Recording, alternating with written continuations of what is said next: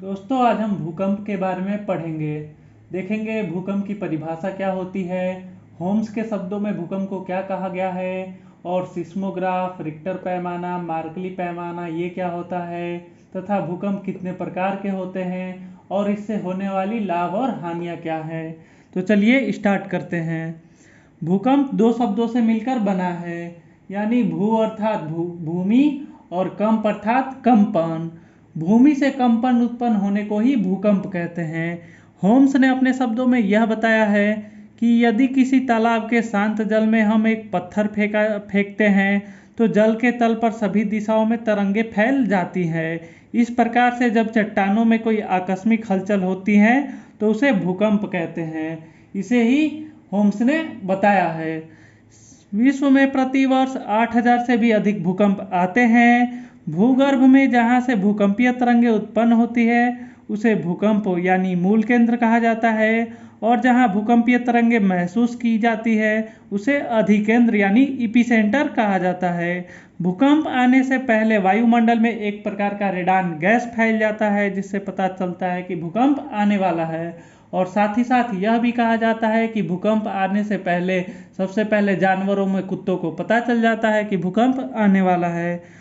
देखते हैं सिस्मोग्राफ क्या होता है। तो जिस उपकरण पर भूकंपीय तरंगें दर्ज की जाती है उसे सिस्मोग्राफ कहते हैं। और रिक्टर पैमाना वो होता है जो भूकंप की तीव्रता का इस्तेमाल मापने में किया जाता है। मार्कली पैमाना भूकंप की तीव्रता को रिकॉर्ड करने के लिए इस्तेमाल किया जाता है। तथा भूकंप के प्रकार 3 होते हैं, पी तरंगे, एस तरंगे और एल तरंगे। तो सबसे पहले पी तरंगों के बारे में पढ़ेंगे। इन्हें प्राइमरी वेव्स कहते हैं। ये भूकंपीय तरंगे सबसे तीव्र गति से चलती है तथा यह इपीसेंटर पर सबसे पहले पहुंचती है। इनकी गति 8 किलोमीटर प्रति सेकंड होती है। ये तरंगे सॉलिड और लिक्विड के माध्यमों से होकर गुजरती हैं। और अब पढ़ेंगे एस तरंगों के बारे में। इन्हें सेकेंडरी वेव्स भी कहते हैं। इनकी गति सिर्फ सॉलिड में होती है और इनकी तीव्रता 4 से 6 किलोमीटर प्रति सेकंड होती है। अब देखेंगे एल तरंगे क्या होती है।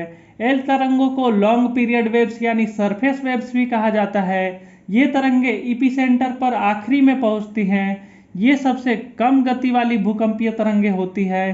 सबसे खतरनाक तरंग एल तरंग को ही कहा जाता है। पी और एस तरंगे पुश करते हुए आगे बढ़ती हैं, जबकि एल तरंगे जिगजैग वे में आगे बढ़ती है। और भूकंप उत्पत्ति के कुछ कारण भी है दोस्तों, जैसे कि ज्वालामुखी में विस्फोट होना, हिमखंडों के खिसकने से भी होता है ये, पृथ्वी की प्लेटों के असंतुलन से, इत्यादि से।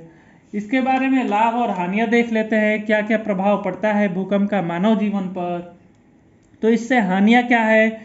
बड़ी मात्रा में धन की हानियां हो जाती है। कभी कभी भूकंप से पृथ्वी से जहरीली गैसें जैसे वाष्प और आग की लपटें भी निकलती है, जिससे मनुष्यों और पशुओं के लिए बड़ी घातक सिद्ध होती है। कहीं कहीं नदियां झील बन जाती है और नदियों का मार्ग बदल जाता है, जिससे भयंकर बाढ़ भी आ जाता है।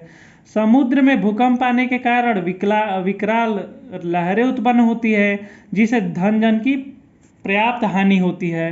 और इससे होने वाला लाभ क्या है दोस्तों।